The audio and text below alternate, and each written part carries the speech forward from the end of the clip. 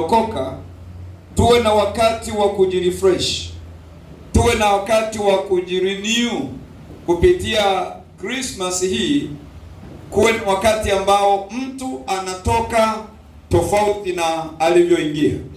Na mimi ni ombi langu kwa Mungu kwamba wale waliopata neema ya kuhudhuria leo wasitoke kama walivyoingia.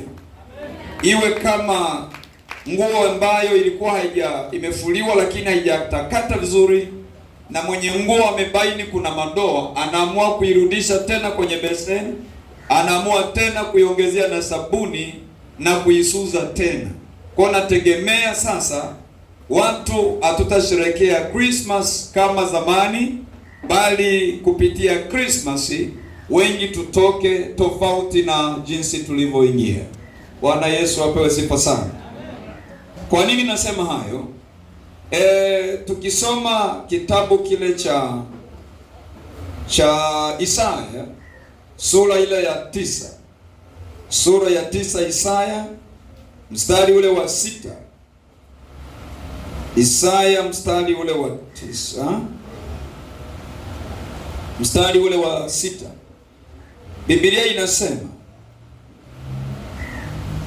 maana kwa ajili yetu mtoto amezaliwa, tumepewa mtoto mwanamume, na uweza wa kifalme utakuwa begani mwake, naye ataitwa jina lake Mshauri wa Ajabu, Mungu mwenye nguvu, Baba wa milele, Mfalme wa amani. Kwa wale wenzangu wanasema, for unto us a child is born, unto us a son is given, and the government shall be upon his shoulder, and his name shall be called a Wonderful Counselor, the Mighty God, the Everlasting Father, the Prince of Peace. Kwa nini nimesema kuna uwezekano wa kurudi tumebadilika? Ni kwa sababu hatutasherehekea Christmas kidesturi. Tunataka tufanye jambo hili kama ndio tunasikia leo. Tukifanya kidesturi tutakosea. Watu wengi, nakumbuka siku moja nilienda kwenye mkesha wa Christmas. Siku moja nilishuhudia watu wanaotongozana tukiwa kwenye ibada ya mkesha. Nilishuhudia. Lakini pamoja na kwamba nilikuwa sijaiva kiasi hicho, lakini bado nilitoka na swali kwenye moyo wangu. Hawa wamefuata nini? Pamoja na mimi nina shida zangu, okay, lakini hawa wanajua kwa nini wamekuja hapa. Kama wanapata fursa ya kutongozana kanisani. Kanisa lilikuwa kubwa, na tulikaa kwenye mabenchi. Kwa hiyo wakati neno la mkesha linaendelea, wale waliokaa jirani yangu, hasa benchi ya pili, zilikuwa ni benchi kubwa zinaruhusu kuegemea. Zile kubwa mnazionaga hapa mjini, unakaa benchi ile halafu unaegemea. Sasa hapa mbele yangu kulikuwa na binti moja na kijana moja, wanatongozana hapo mbele yangu tukiwa kwenye ibada ya mkesha. Nilibaini kwamba wanafanya hivyo kwa sababu wengi wanaitumia Christmas kama fursa ya kwenda kufanya uovu zaidi. Lakini kwetu sisi tuliokoka hatutumii kama fursa ya uovu, bali tunaitumia kama fursa ya kurenew mioyo yetu, ya kurenew akili zetu, ya kurenew uelewa wetu. Kile tunachokielewa tunaongeza kung'arisha ili tuelewe zaidi. Haleluya. Na ndiyo maana mwanamke aliyehudhuria ibada ya Christmas utamwona akifika nyumbani ni mnyenyekevu, hujapata kuona. Kwa nini? Amekuwa renewed by the word of God. Ametengenezwa upya na neno la Mungu. Haleluya. Hapa ndiyo mahali tunarejea uokovu wetu. Ndiyo mahali pa kujisahihisha uokovu wetu. Kwenye Christmas ni mahali pa kuweka nukta na kuanza kujisahihisha. Je, hii spidi nilionayo ya uokovu ni sawa? Hapa ndiyo mahali pa kujiuliza. Je, hii hali nilionayo ya uokovu ni sawa? Huu ndio wakati wa kujiuliza. Lakini je, ushuhuda nilionao, najulikana nimeokoka, si tu familia, mpaka jamii najua nimeokoka, lakini je, ni sawa? Unajua kuna mambo unaweza ukayafanya watu wakadhani yanatoka moyoni, lakini kumbe ikawa una pretend. Nje unaonyesha mzuri, lakini ndani hauko sawa. Yesu alikutana na Mafarisayo, akawaambia, ninyi mnaosha vikombe au sahani kwa nje, lakini huwa hamshughuliki na kule ndani ambako wanaweka chakula. Hamuoshi ndani. Nje mtu akitazama kikombe kizuri sana, mtu akitazama anaona sahani nzuri sana. Akawaambia maneno magumu. Siku nyingine akaambia, ninyi ni vipofu. Unajua viongozi wa dini kumwambia mtu ni kipofu ni neno gumu sana. Akaambia, nyinyi ni vipofu, na kwa bahati mbaya kipofu akimwongoza mwenzie, wote wawili watatumbukia wapi? Shimoni. Nikiwa hapa mimi sio kipofu, mimi naona. Nataka kile ninachokiona ukione na wewe. Halo? Kile ninachokijua ukijue na wewe. Zama za upofu zimeishi. I know what I'm doing. Najua niko hapa nafanya nini? Najua niko hapa kwa sababu gani? Nataka ile sababu iliyonifanya kuwa hapa uione na wewe. Uende ukawaze juice, lakini baada ya kuelewa nini maana ya Christmas. Haleluya. Sasa habari njema ni hii. Kutoka Isaya 9:6, habari njema ni hii. Asema, maana kwa ajili yetu mtoto amezaliwa. Hebu mwambie jirani yako, maana kwa ajili yetu mtoto amezaliwa. Hallelujah. For unto us, rudia, for unto us a child is born. Yeah, imekaa vizuri sana. For unto us a child is born. For us a child is born. Yaani unapata neno zuri, ni habari njema sana. Hakuna kitu kibaya kama kuwa Mkristo bila masikio ya Ukristo. Mbaya sana. Unatakiwa uwe Mkristo na masikio yako yawe ya Kikristo na macho yako yawe ya Kikristo. Muulize mwenzio, hivi haya macho yako ni ya Kikristo? Na masikio yako ni ya Kikristo? Sasa jihadhari sana kuwa Mkristo usiye na masikio ya Ukristo. Yesu anazungumza kupitia Ufunuo. Anasema kila aliye na sikio na alisikie neno hili ambalo Roho ayaambia makanisa. We are now hearing something from the Holy Spirit. Tunasikia kitu kutoka kwa Roho Mtakatifu. Atakayesikia ninaamini hatabaki kama alivyokuja. Tunaweza tukang'ara zaidi hata kama hatuna hela. Tunaweza tukang'ara zaidi kwa sababu we know the secret. Tunajua siri. Hatufuati mkumbo. Nisikia mwimbaji mmoja anasema hatufuati mkumbo eti. Hatufuati mkumbo. Tunaweza tukafurahi. We can rejoice. Tunaweza kufurahi hata kama kuna mambo hayako sawa. Issue ni ufahamu. Unajua kama kuna jambo unalifahamu, unasikia raha. Hata kama wenzio wanalia, hata kama wenzio wanalalamika, unasikia raha. Haleluya. Amen. Yes. Mimi bado nampenda mtu mmoja, Yusufu. Amenikaa sana kuliko wengi sana. Amenikaa mno. Yaani kila ninapofundisha naona Yusufu ananikaa tu. Mfano wake napenda kutoa. Yusufu ni miongoni mwa watu au miongoni mwa wanadamu waliopata kuishi katika uso wa nchi kama sisi. Yusufu ni moja kati ya watu ambao amezaliwa na wazazi wake, lakini pia alikuwa na ndugu zake. Unaona ilikuwa na furaha kiasi gani? Mtu kuwa na wazazi, lakini mtu kuwa na ndugu zako inakuwa ni raha. Ukigeuka hapa yuko baba, ukigeuka hapa kuna ndugu zako, raha. Na walikuwa wengi, wapata 12 kwenye familia. Kwa hiyo hakuwa na maisha ya upweke. Lakini Mungu alimpa siri, akaona jambo na akaambiwa hili jambo litatokea baadaye na litakuhusu wewe. Halo. Unajua Yusufu alikuwa ni mtoto wa walikuwa ni wawili kati ya yeye na nani? Na Benjamin. Na wakati Benjamin anazaliwa mama yake alifariki. Kwa hiyo sasa alikuwa Yusufu na kadogo kake ka Benjamin. Alafu wale ndio wadogo hivi. Wapo kina Ruben wakubwa na wenzake wengi wakubwa. Wao walikuwa ndio wadogo dogo hivi. Vijana hivi. Kwa vijana hivi. Lakini Mungu akaacha Ruben mzaliwa wa kwanza, kaacha na wengine, akadhihirisha siri ambayo itatokea baadaye. Yusufu baada ya kuijua akawaambia na wenzake, nimeona kitu. Akawasimulia ilivyokuwa. Nimeona nyota, nimeona jua, nimeona mwezi vinasujudu kwangu. Wale jamaa inawezekana walijua maana yake, walianza kumchukia. Unaona, walianza kumchukia. Walianza kumuona sio wa maana. Na unajua, ukimchukia mtu inaambatana na kuto kumsalimia inavyostahili. Inaambatana na kuto kumhudumia inavyostahili. Inaambatana na kuto kumpa ushirikiano inavyostahili. Ukimchukia mtu, maana yake inaambatana na hata kumshirikisha katika baadhi ya mambo. Wakati mwingine hata kumsogelea, hupendi asogee na hupendi ajue baadhi ya mambo yaliyo mema kwenye maisha yako. Ukimchukia mtu, ningepata muda ningeeleza vizuri, lakini kwa sababu alichukiwa, maana yake Biblia inasema wakaanza kumchukia. Wangapi? Maana yake karibu wote walianza kumchukia. Na wengi walikuwa na swali, how it will happen, itatokeaje jambo hili? Wakamchukia. Kwa hiyo si kwamba wakiwa na jambo zuri walipenda kumshirikisha, hapana. Na mara nyingi walimwazia vibaya, mpaka mwenye naona hata siku ambao waliwapelekea chakula amefanya wema kwao, lakini bado walikuwa na kikao cha kumtenda mabaya. Kwa nini? Kwa sababu walimchukia.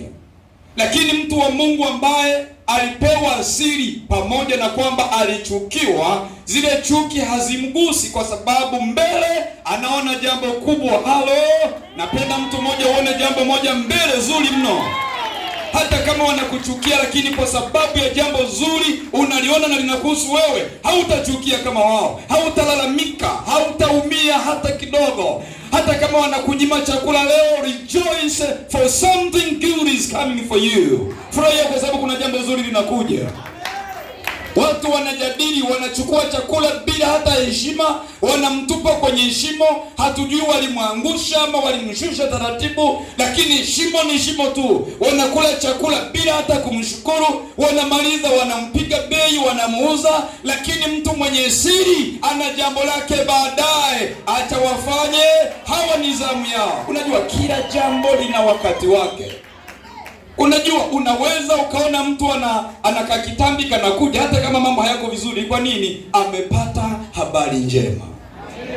Hebu mgeukie jirani yako, muulize, have you got a good news? Nirudie tena, have you got a good news? Kwa Kiswahili, umepata habari njema? Yule mtu watu wanamchukia, lakini ameendelea kuwa na amani. Sijapata kuona mtu ambaye ametengwa kutoka wazazi wake, kutoka familia yake, ameishi na Waishmaeli na wamemuuza kwa Potifa, lakini jamaa akipewa kazi anapiga kazi kama vile yuko kwao, anapiga kazi kama vile si mtu gani. Mpaka wengine najiuliza, bwana, mbona kama kiherehere hivi? We mtumwa tu, hauna hata mshahara, mbona ufanye hivyo? Anaona mshahara baadaye. Hata kama haoni mshahara kutoka kwa Potifa, lakini ameshaona mshahara. Unajua, sisi tuliopata neema ya kumjua Mungu, ndiyo maana sisi tukipata neema popote tunafanya kazi kama tumechanganyikiwa. Hata kama sipo nilipo bosi hela, lakini kule kujua kwamba kuna mchapakazi fulani, hiyo inatosha.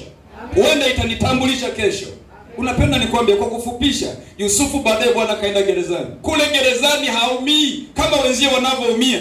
Wenzie wanawaza itakuwaje, tutatoka lini gerezani, haijulikani. Lakini jamaa anachapa kazi vizuri, jamaa anawasiliana na watu vizuri. Kwa nini? Anajua hiki ni kipindi, kikiisha the time is coming. Napenda mtu mmoja wa utukufu, kipindi kilicho kizuri kija mbele yake. Bwana Yesu asifiwe. Napenda uingie kwenye majira mapya, ndugu yangu. Sasa sijui wangapi wananisikia, wangapi wananielewa. Unajua hapa ninapozungumza sio tu maneno, nataka nikuingizie roho, ili baadaye nikwambia tusimame, kitu kina connect mara moja. Halafu unapewa alama ya kuwa mtu anaisubiri wakati ujao. Haleluya. Sasa napata habari njema Bwana. Sema, kwa ajili yetu mtoto amezaliwa. Kwa ajili yetu. Hata kama wangekataa wengine, wangejipendekeza wengine, tunasema kwa ajili yetu, ambao ni wingi, lakini kwa umoja tunasemaje? Kwa umoja. Kwa ajili yangu mtoto amezaliwa. Sasa yule mtoto Bwana ametumika kama mtoto, ndio Biblia imemwelezea. Sasa sioni kwa nini hawajasema baby? lakini amesema a child is born. Lakini ukienda kule mbele wambadilisha jina, a son is given. Maana yake tumepata mtoto. Biblia Kiswahili sema mwanaume, Kiingereza a son. Kwa hiyo yule mtoto pengine kalikuwa kanalia kama wa kwetu, pengine kalikuwa kanatoka makamasi kama wa kwetu, lakini hakakuwa kama wa kwetu. Alo, alikuwa ni rasmi, alikuwa ni mtoto zaidi ya watoto. Ni mtoto ambaye alipozaliwa Herode akasikia habari yake. Wengine walipozaliwa hata kama walikuwa wazuri, Herode aliwahi kushituka. Lakini iliposikika kuna mtoto tofauti amezaliwa, Herode alianza kupata homa. Herode alianza kupata shida. Kwa nini? Kwa sababu nyota ilitokea inayoonyesha kuna mtu somewhere amezaliwa. Yaani mtu anazaliwa mpaka na nyota inafanyaje? Inatokea. Kuna siri kubwa. Hata ulipozaliwa kuna kitu kilifanyika hujui tu. Ila tu sasa inawezekana nyota yako na ilitokea imepotea kwa sababu ya dhambi zako. Sasa leo tunaitumia kurejesha maisha yetu ili ile nyota yako kama ilipotea irudi mahali pake. Irudi mahali pake. Na ikianza kung'ara tu mambo yako yanaanza kung'ara. Unasikia manabii wanasema nyota yako imeibiwa. Zile haziibiwi, isipokuwa zinaweza zikapotea kwa sababu Mungu anaituma rasmi kwa ajili ya mtu fulani. Na mimi nipenda nikwambie, hapa watu wengi wamejaribu kufanana. Sijaona mtu anayefanana na mwenzake moja kwa moja. Nani anafanana na mwenzie hapa moja kwa moja? Yupo? Mnaweza kufanana damu tu basi. Kabodi nikikaangalia kanafanana na babake, lakini bado ni tofauti. Tofauti. Ukikachunguza masikio utaona kama anaendana na baba, ni kuendana tu lakini sio ile moja kwa moja. Maana yangu ni nini? Kila mtu hapa ni special. Kila mtu hapa ni special. Kila funguo ina kufuli yake.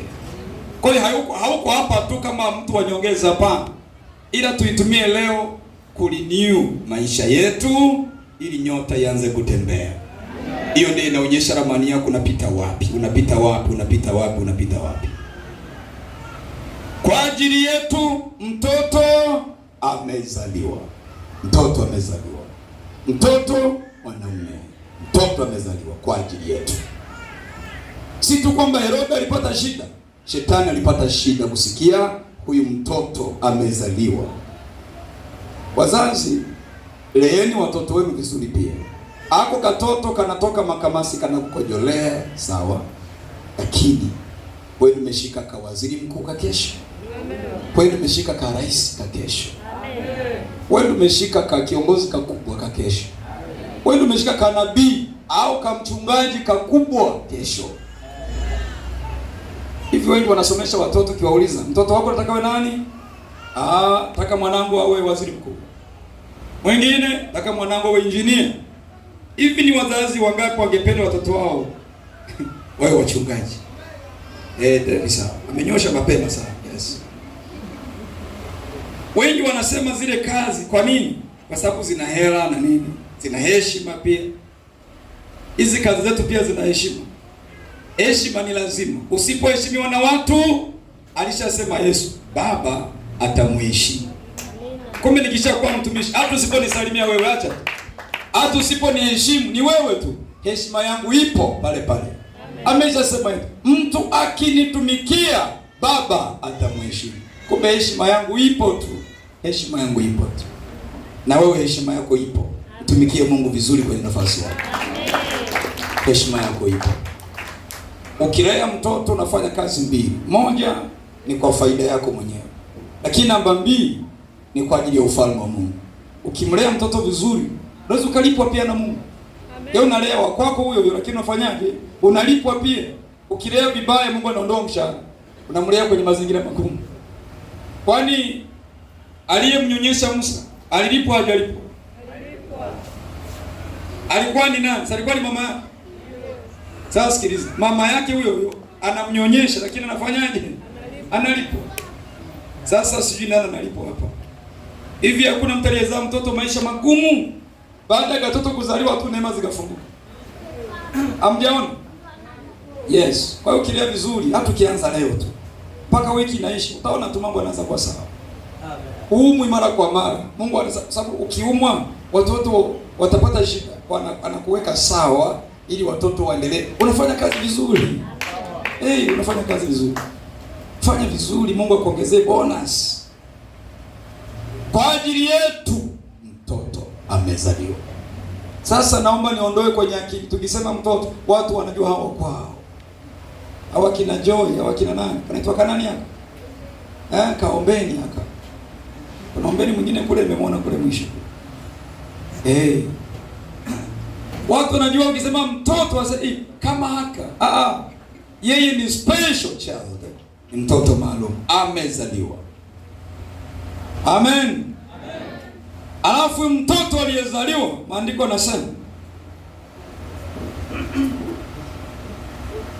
yanasema tumepewa mtoto mwanaume. Alafu Kiingereza nasema a son is given. Tumepewa mtoto mwanamume au wa kiume tuseme. Lakini tofauti yake hapo Waswahili walijiongeza sana. Tofauti kati ya mwanaume na mtoto wa kiume, unajua tofauti? Bwana asifiwe sana. Ka kiume we mwanaume.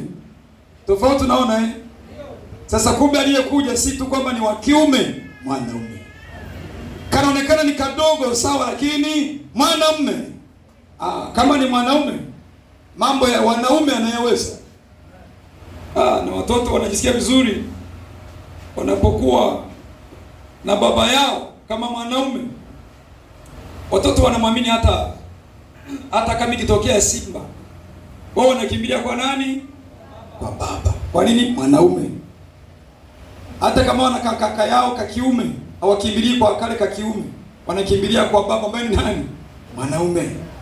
Ukimgusa kidogo akusema kwa baba. Kwa nini? Anajua baba ni mwanaume. Naona kuna jitu moja liwe kumtisha mtoto mmoja, ilikuwa ni bounce. Sasa nilipomtisha mtoto takusema kwa baba, ako ka baba. Sasa ukikaona hii maiki kubwa, lakini mwanae anakaamini kwamba kana liweza lile linani bounce. Kwa nini? Ni mwanaume.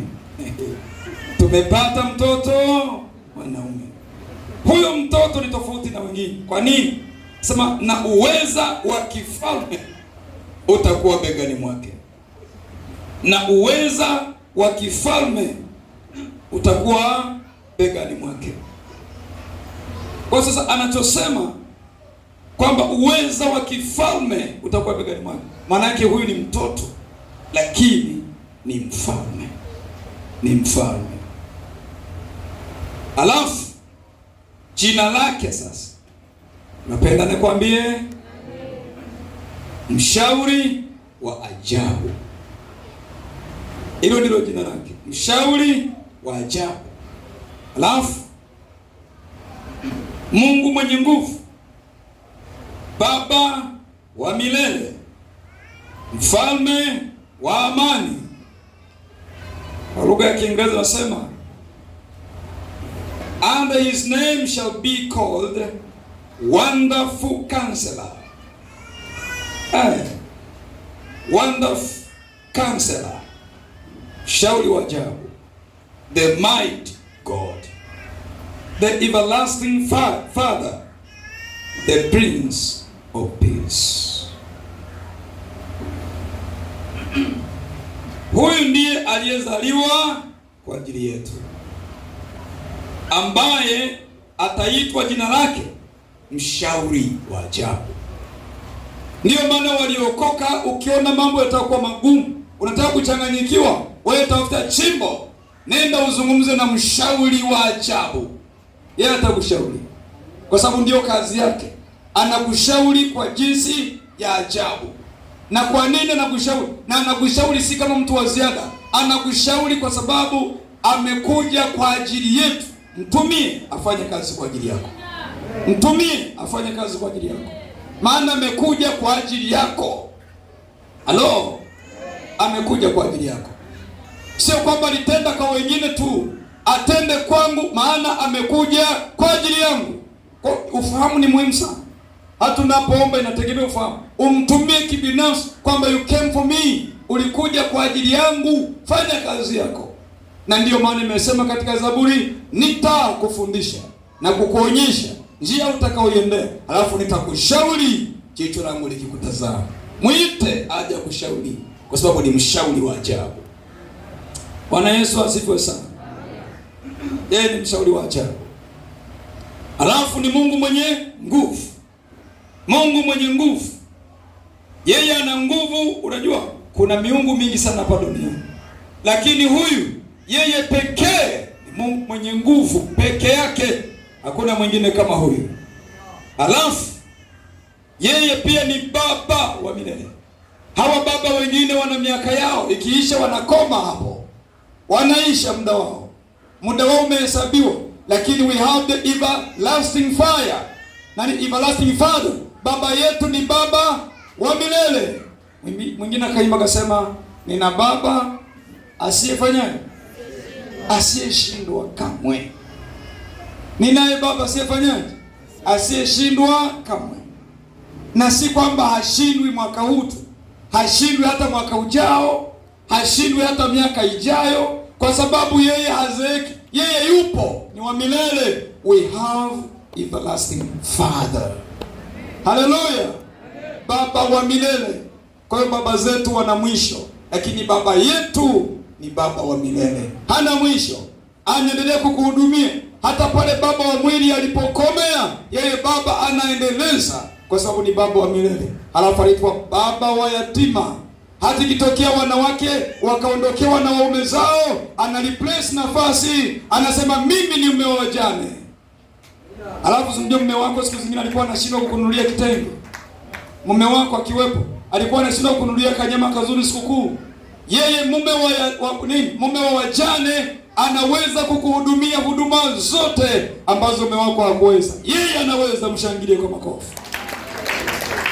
Haleluya. Maana kwa ajili yetu mtoto amezaliwa. Haleluya. Katika Christmas lazima tuone upendo wa Mungu kwetu. Amezaliwa, maana yake mtoto ametolewa na Mungu kwa ajili yetu. Mtoto amezaliwa. Kitabu kile cha Yohana sura ile ya 3 mstari wa 16 inasema, kwa jinsi hii Mungu aliupenda ulimwengu hata kamtoa mwanae wa pekee, ili kila mtu amwamini asipotee, bali awe na uzima wa milele. Mtoto yupi? Yule aliyezaliwa. Ni kwa upendo wa Mungu. Kwa hiyo Christmas itumike kama ishara ya upendo wa Mungu kwa wanadamu. Ikumbukwe kama ishara ya upendo kwa wanadamu. Ikumbuke kama ukarimu wa Mungu kwa wanadamu. Mungu alitupenda hata akamtoa mwanae. Naye anaitwa, kwa sababu amemtoa mwanae kuwa kwetu, maana yake Mungu anajenga mahusiano na wanadamu.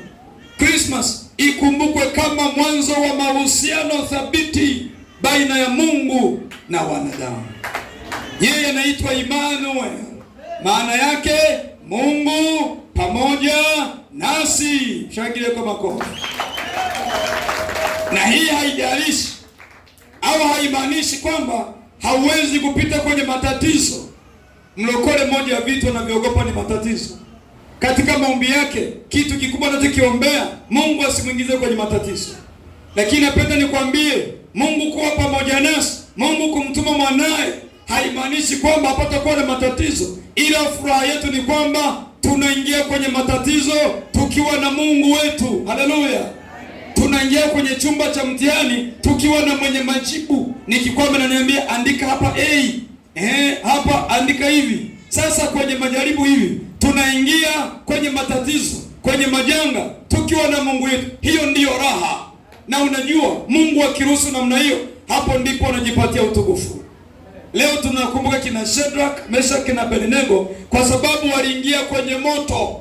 Na siku zile watu wamewaambia, kama hamtakubali maelekezo mliopewa, hukumu yenu ni kutupwa kwenye moto. Na moto ukachochewa, wakaona Watu wakawafuata wakawaambia, Bwana, hebu badilisheni mtazamo, unajua moto ni kwa ajili yenu. Wao wakasema, Mungu tunayemtumikia anaweza kutuokoa, na hata asipotuokoa ataendelea kuitwa nani? Atabaki kuwa Mungu. Haleluya! Watu wakaona kama wanafanya utani, hawa hawajui moto.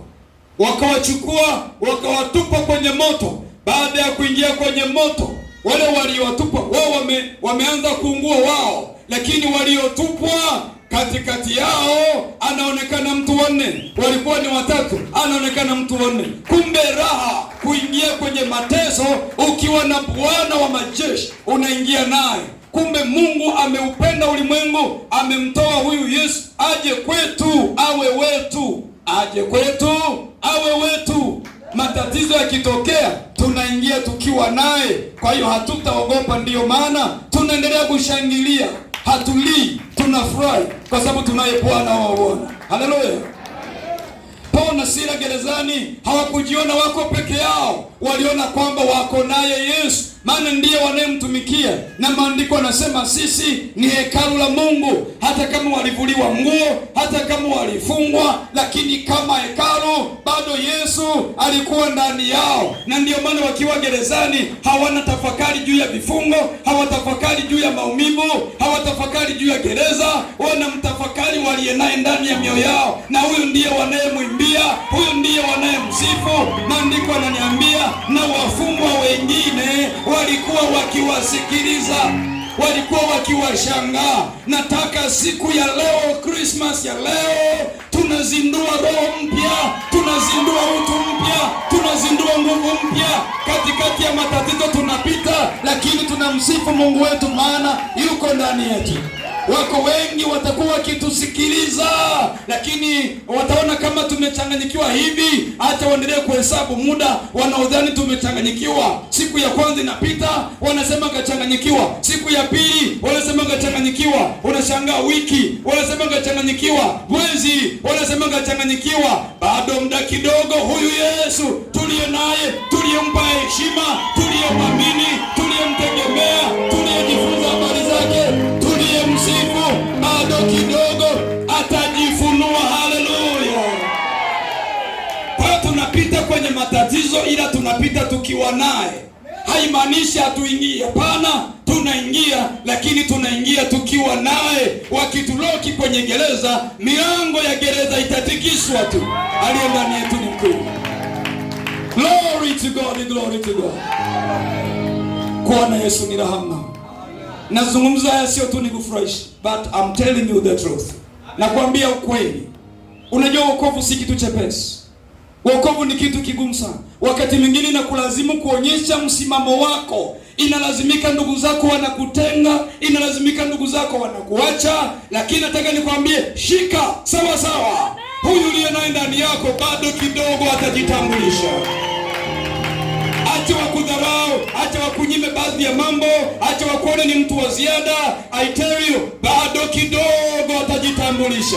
Bado kidogo atajitambulisha.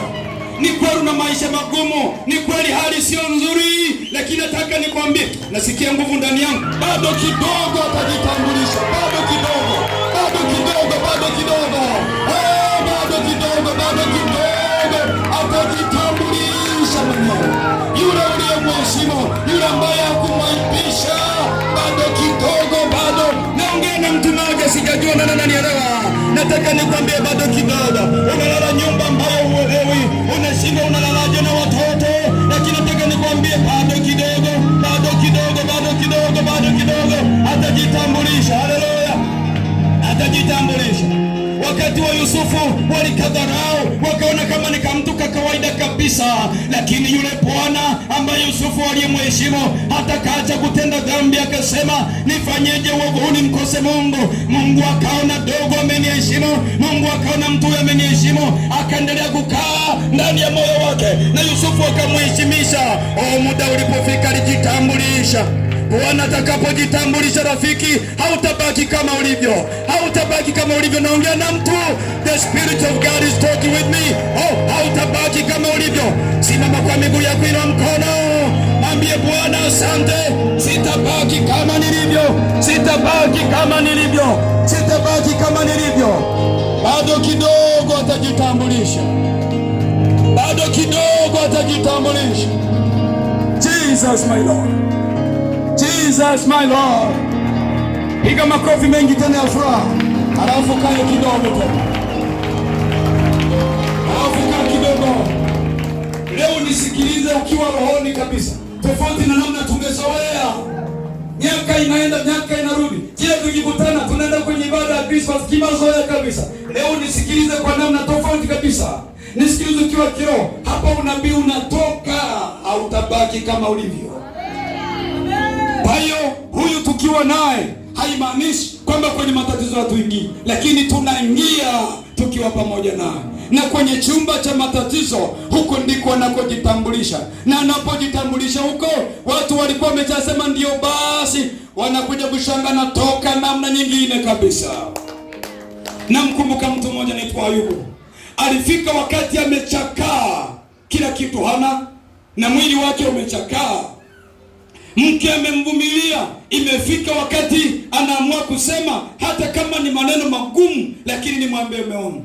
Anamwambia mume wangu, kwa hali ulionayo, kusema ukweli hapa huwezi kupona. Hapa hamna tena. Ninao ushauri mume wangu, mkufuru Mungu ufe. Napenda nikwambie, mtu mmoja ambaye alijua naye mtumikia, alijua aliye naye ndani ya moyo wake, amesema hata kama nitakaa, nitaona mwili mpya, ninaiona kesho yangu. Leo kweli nimechakaa, leo kweli nimeachwa na ndugu, leo nimekaa jalalani, lakini naiona siku ambayo nitakaa kwenye jumba zuri, ninaona siku ambayo watu watanikimbilia, ninajiona nikiwa nimezungukwa na watu, ninaona vigeregere kwa ajili yangu. Hata kama leo nasikia kelele za ndege tu, nasikia kelele za wanyama tu, niko mahali pasipo na watu, hata aliye karibu yangu ananiambia nikufuru Mungu nife, lakini akawa na neno akasema, huyu Mungu nimetoka naye mbali, nimemwona tangu mdogo, nimemwona kwenye maisha yangu, hajawahi kuniacha, siwezi kukufuru hata kidogo. Pamoja nimeambiwa nimkufuru nife, lakini kazi yangu mimi, pamoja mwili umechoka, pamoja mwili umechakaa, ninayo kazi moja, ni kumshangilia Bwana wangu, ni kumhimidi Bwana wangu. Mwanzo wa matatizo yake aliingia na ufunguo. Haleluya! Mwanzo wa matatizo yake aliingia na ufunguo. Watu wengi wanapita kwenye matatizo, wanashindwa kutoka kwa sababu hawaingii na ufunguo. Ayubu aliingia na ufunguo kwenye matatizo yake. Unajua nikwambie, kama ukiingia na ufunguo, hata wakutupe kwenye gereza, hata wakuweke watu wafunge kote kote, kwa sababu umeingia na ufunguo. Saa ikitoka unatoka, saa ikifika unatoka, saa ikifika unatoka, saa ikifika unatoka. Napenda nikwambie, saa ya Mungu inatembea. Saa ya Mungu haijasimama. Saa ya Mungu huwa inasimama pale tu unapotenda dhambi. Lakini ukiamua kubaki kwenye mstari, ukasema sitageuka, sitabadilika, sitawasikia watu, maana yake ni kwamba unabaki na ufunguo, na saa ya Mungu inatembea. Namwona binti hapa, saa ya Mungu inatembea. Glory to God. Saa ya Mungu inatembea. Saa ya Mungu inatembea. Endelea kumpenda Mungu, endelea kumtii Mungu, maana saa yake inatembea. Saa yake inatembea, inakaribia kidogo kukamilika. Jesus my Lord. Ayubu aliingia na ufunguo kwenye mateso yake. Ufunguo unajua ni upi? Baada ya watu kumpa taarifa, nini kimetokea, zilikuwa ni habari za kusikitisha. Ufunguo wake ni huu. Akasema, nimekuwa na vitu sawa, Bwana ametoa kwa wakati wake, lakini imempendeza Bwana ametoa. Ninao ufunguo, jina la Bwana na lihimidiwe. Nijapopita katika hali ngumu, wimbo wangu ni huu, jina la Bwana lihimidiwe. Hata kama nitakuta nimeumwa, hata kama siwezi kuongea, lakini ndani ya moyo wangu jina la Bwana lihimidiwe. Hata kama nitapitia wakati gani, sitamwangalia mtu nikamlaumu, sitamwangalia ndugu nikamlaumu, sitaangalia rafiki nikamlaumu, bali jina la Bwana lihimidiwe. This is my song. Huu ndio wimbo wangu. I will sing this song forever and ever. Hallelujah. wangu. Jina la Bwana na lihimidiwe. Ayubu akaanza kupita. Alikuwa mtu mwenye vitu, akaanza kubaki ana kitu. Alikuwa baba wa watoto wengi, akabaki ana watoto. Alikuwa ni mtu mwenye afya njema. Afya yake sasa hana hata jinsi ya kukaa. Akikalia kalio hili lina jipu, huku nako kuna jipu, hawezi kulala. Ni mtu wa kuhangaika. Au akiangalia kichwa kimejaa majipu, akiangalia mpaka mdomo umejaa majipu, nawe yanawasha sana. Amejikuna kwa kucha, naona haitoshi, anajikuna kwa kigae. Damu na usaha vinatoka na maji vinatoka katikati ya maumivu. Nataka nikutambulishie wimbo aliokuwa nao Ayubu, ambao ndio ufunguo wake. Anasema jina la Bwana na lihimidiwe. Pamoja na pitia haya, jina la Bwana lihimidiwe. Najua linapita, lakini ninajua jambo moja. Bwana pamoja na kwamba ameruhusu nipitie haya, lakini aijua njia niendeayo. Akimaliza kunijaribu mimi, niliyodharauliwa, mimi niliyetengwa, mimi nilionekana si kitu, lakini siku moja inakuja, nitatoka kama dhahabu, nitaishi kama dhahabu, nitakuwa mtu wa thamani. Nataka nikwambie mtu wa Mungu, shika huyu Yesu vizuri. Huyu amezaliwa kwa ajili yetu. Shika sawa sawa. Pamoja na hayo unayopitia, usimwachie. Shika sawa sawa, shika sawa sawa. Huyu ndiye atakayekurekebishia thamani yako, ndiye atakayerejesha thamani yako. Shika sawa sawa. Nataka nikwambie mtu wa Mungu, labda kama unayo dhambi, na kama unajua una dhambi, na kupa nafasi, sogea mbele utengeneze. Nataka ukitoka hapa unaingoja thamani yako. Thamani yako inarejea sasa hivi. Ni dhambi tu inaweza. Nje ya dhambi thamani yako inarejea. Oh, glory to God. Simama mahali ulipo ndugu yangu, nisikiliza. Tengeneza na Mungu pale ambapo naona mmepishana. Si vizuri kuishi ukiwa umepishana na Mungu. Si vizuri ukiishi Mungu akiwa hajapendezwa na wewe. Oh, robo sendere ya Masaya. Oh, njoo tengeneza na Bwana. Thamani yako inakuja. Nakwambia neno muhimu kabisa. Bwana ameniagiza nimwambie mtu hapa, thamani yako inakuja. Thamani yako inakuja. Ni kweli umechoka, lakini your time is coming. Oh, glory to God. Your time is coming. Bwana anajua njia niendeayo. Alisema Ayubu, akisha nijaribu nitatoka kama dhahabu. Manake thamani itakuja. Jamii ilikuwa ikoni wa maana, itaanza kukuona wa maana. Familia yako ilikuwa ikoni wa maana, itaanza kukuona wa maana. Na unanifuatilia kwenye mtandao, changamka, tengeneza na Bwana. Unaweza kutufuatilia, mawasiliano yanapita, wasiliana nasi tukuelekeze. Unaweza kurejesha thamani. Nataka nikwambie mwanangu, ukirejesha thamani yako, hakuna cha mchawi, hakuna cha mizimu, hakuna cha nyoka, hakuna. Nasema hakuna cha vikwazo, hakuna. Hata kama wataandaa moto, hakuna. Kina Shadraka, Meshaki, kina Abednego waliandaa moto ili kuwazima watu waliokuwa na Mungu ndani yao. Aliwapa thamani yao kubwa, hata moto haukuwaweza. Wakamchukua Danieli, wakamweka kwenye tundu la simba. Hata simba akasema hatumo, wakashindwa kumkabili aliyepewa thamani na Bwana. Oh, kama uliyekuja mbele unanielewa, nataka niongee kitu ambacho utakipokea kwa namna mpya kabisa, kwa namna ambayo haijawahi kutokea. Oh, glory to God. Ujue hauko mbele kwa bahati mbaya. Na uliyebaki, nisingependa nitumie nguvu kukuita, lakini ningependa mtu aliye tayari. Christmas ina miaka mingi, lakini leo kwa ajili yetu mtoto amezaliwa. Nataka utoke na zawadi ya thamani leo. Nataka utoke na zawadi ya thamani ndani yako. Kesho utaanza kuona mambo yakiwa sawa. Glory to God. Glory to God. Glory to Lord. Jesus, my God. Jesus.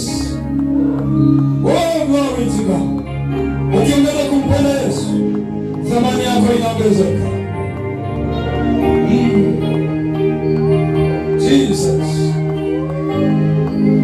I love you, Jesus. I love you, Jesus. I love you, Jesus. We have the wonder of Jesus. We have the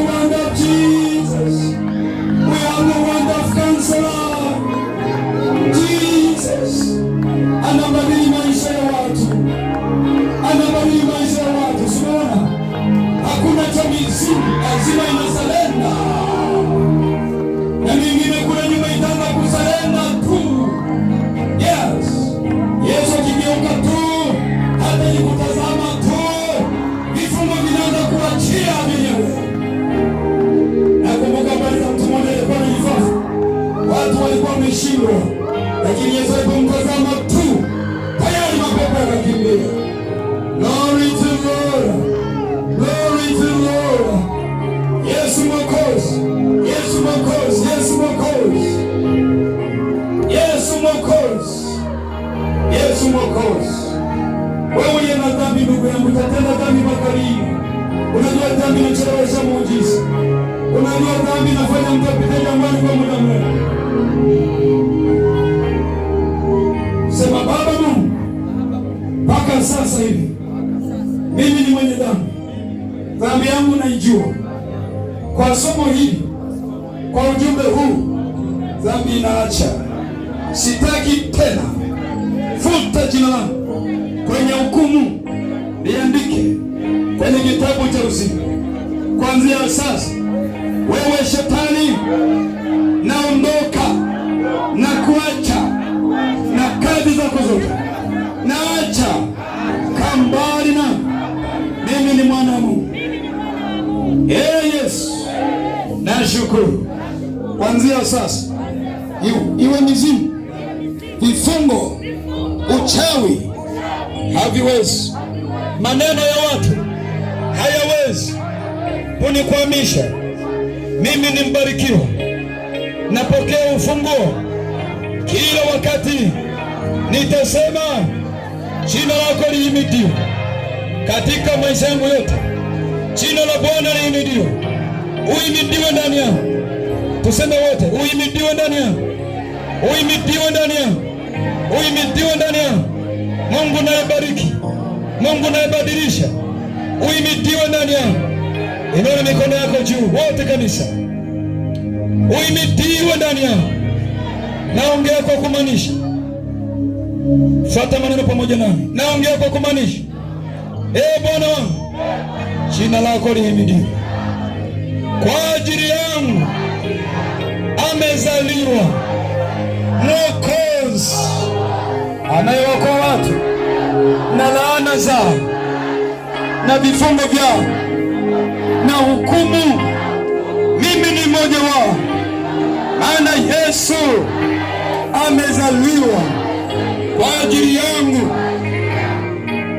Miaka mingi nimeshuhudia jambo hili, lakini kama ilivyokuwa kwa Elizabeth na kwa Mariamu waliposalimiana, vitoto ndani yao vikarukaruka, nimezoea kuona hali ya Roho Mtakatifu siku ya leo.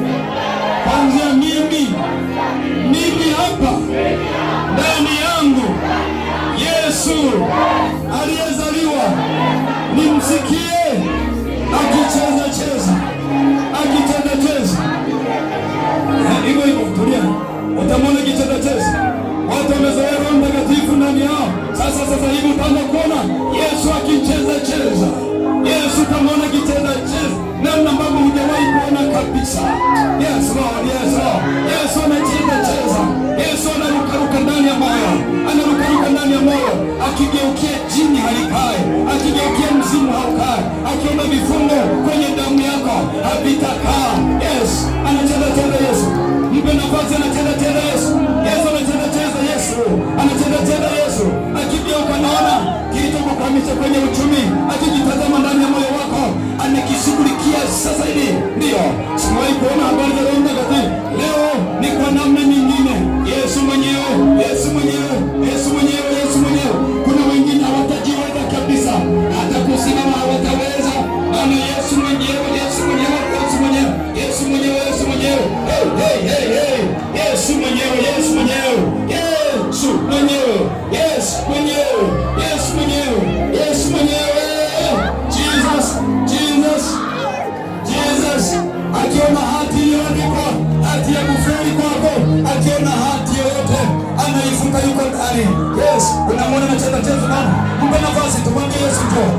njoo, Yesu njoo. Alisema nasimama mlangoni nabisha. Nimezaliwa ni kweli lakini nabisha. Oh, namwona mtu akifungua mlango na kuniruhusu niingie, nitaingia.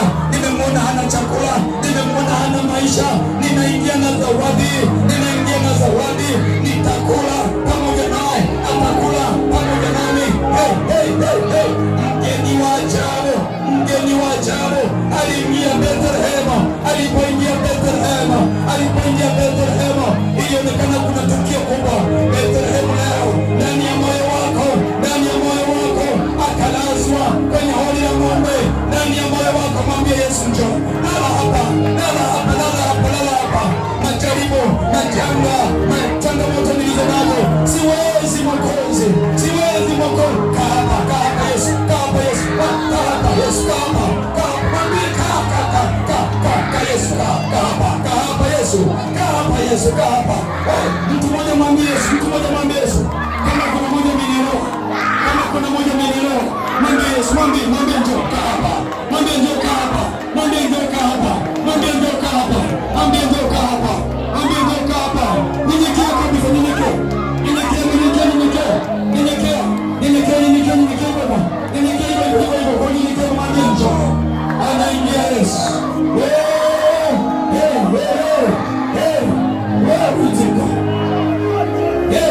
Yesu na Roho Mtakatifu wameanza kazi, wameanza kazi. Ndio Christmas, ndio Christmas, ndio Christmas. Eribo, eribo, eribo, eribo, eribo, eribo, nekesebo, nekebene,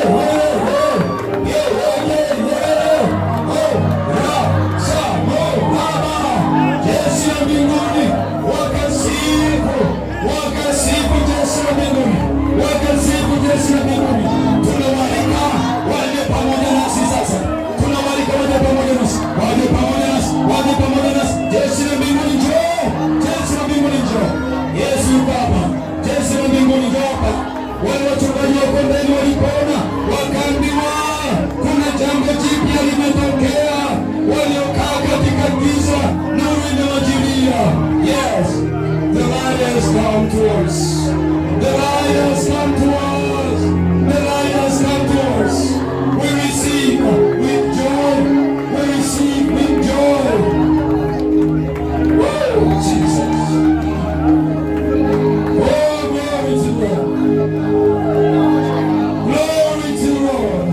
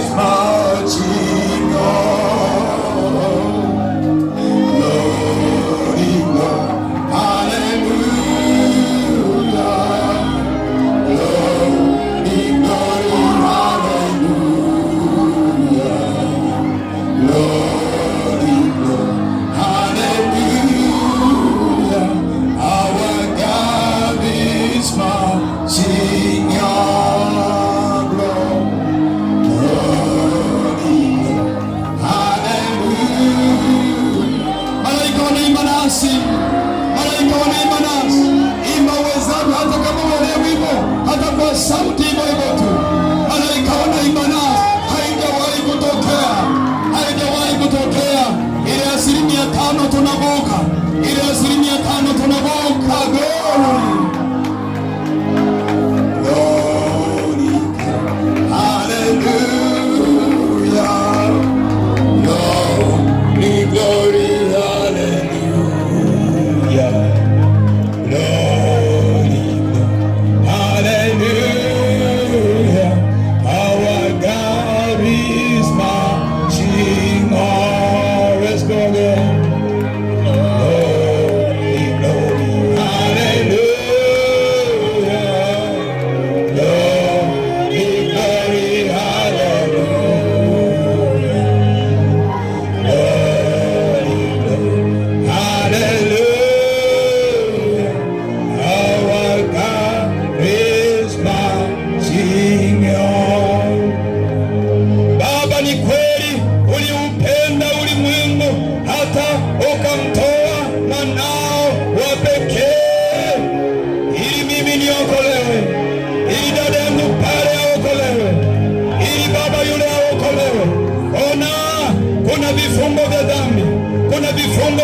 umasikini, kuna vifungo vya aibu. Kwa pamoja tunaenda kumpokea Yesu kwa makofi, tunaenda kumpokea Yesu kwa vigelegele. Yesu njoo, Yesu njoo, tunampokea Yesu. Pokea kwa sura mpya, pokea. Inawezekana zamani ulimpokea kinyonge, mpokee kwa upya, mpokee kwa ukarimu.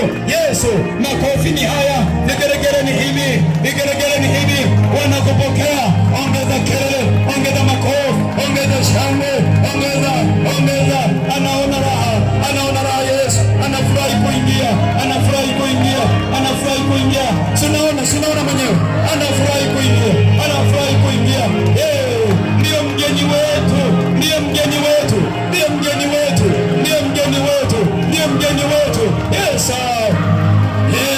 Yes, ndio. Sinaona mwenyewe. Kila moja anashuhudia binafsi. Ndio Bwana, ndio Yesu, ndio. Asante kutujilia, asante kwa neema, asante kutuchagua, asante Yesu.